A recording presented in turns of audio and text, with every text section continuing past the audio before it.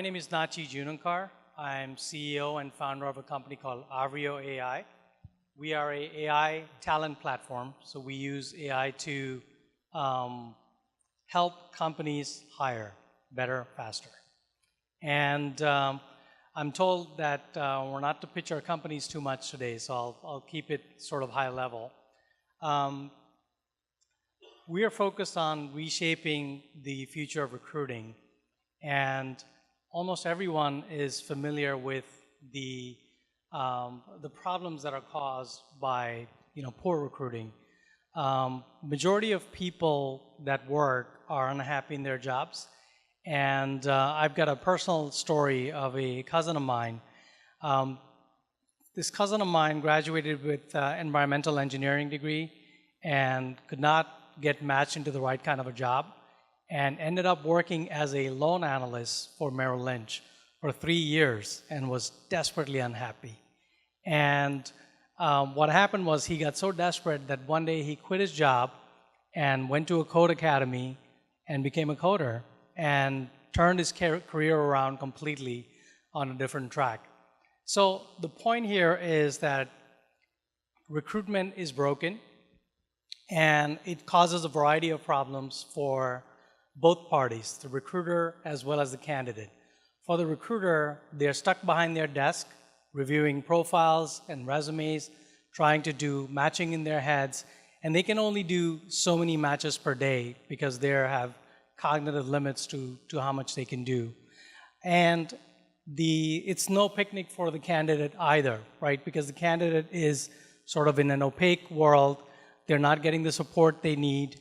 They're not getting the feedback they deserve, so they're not able to improve their game.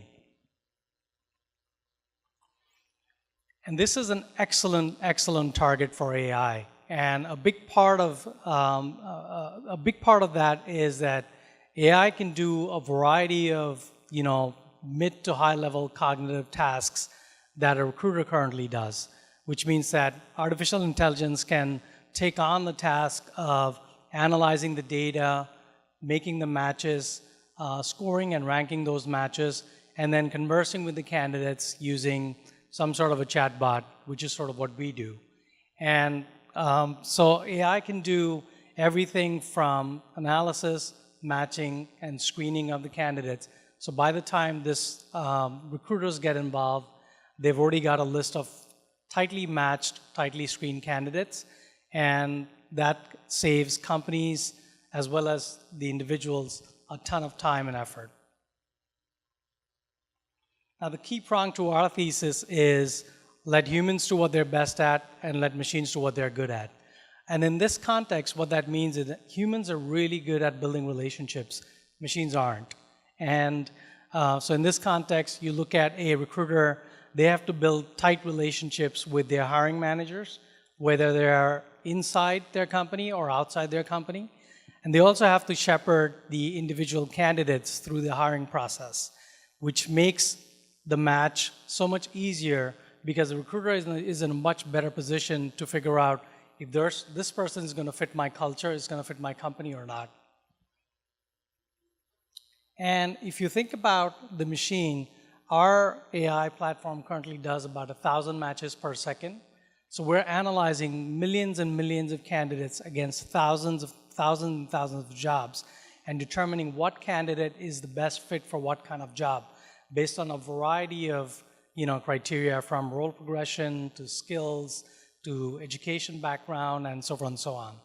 And that's something a human cannot compete with just in terms of the cognitive limit of how much a human being can accomplish in a day in terms of analysis and matching and scoring. So where Avrio is going is it's actually a pretty exciting direction. So we see companies and individuals as highly dynamic entities moving through time and space. So you've got an individual who, from the time they finish their education, they're moving on a particular career path that we can assign a probability to, and we can figure out what is the likelihood of this person ending up in this spot in the next couple of years.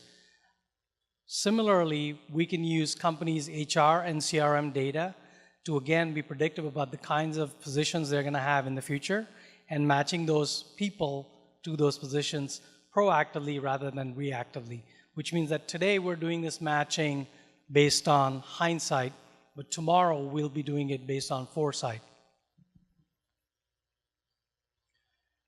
At the end of the day, we're in the business of finding the right person at the right time for the right job. And the reality is that within the next year, we'll be able to do this at scale, globally, across languages, across cultures, across levels, and across domains at scale. Thank you.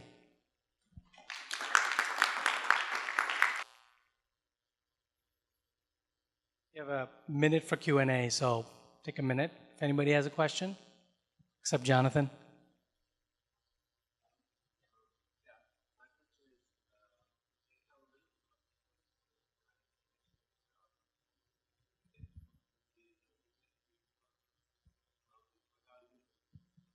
Right. So the question is, what are the details of the matching algorithms, right?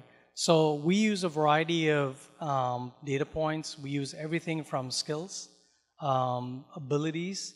We use education background. We take and we match them against the job requirement. So we're able to tell what skills and abilities and traits they're missing and what they're matching, which means that we can tell the candidate that, hey, you're a good fit for this job because you have most of these things. And we can tell the recruiter, this person is a good fit for this job because they meet most of your criteria. So this is a unique matching problem because we're matching people to situations and not people to people, which is much easier. We can talk more offline on that. I think we're out of time, so, sorry.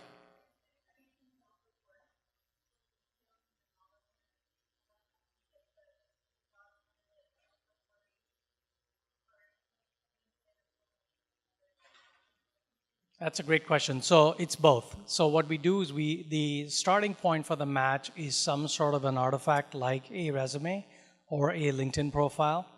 But what we do is we use the two-way conversation, the chatter, to refine that match.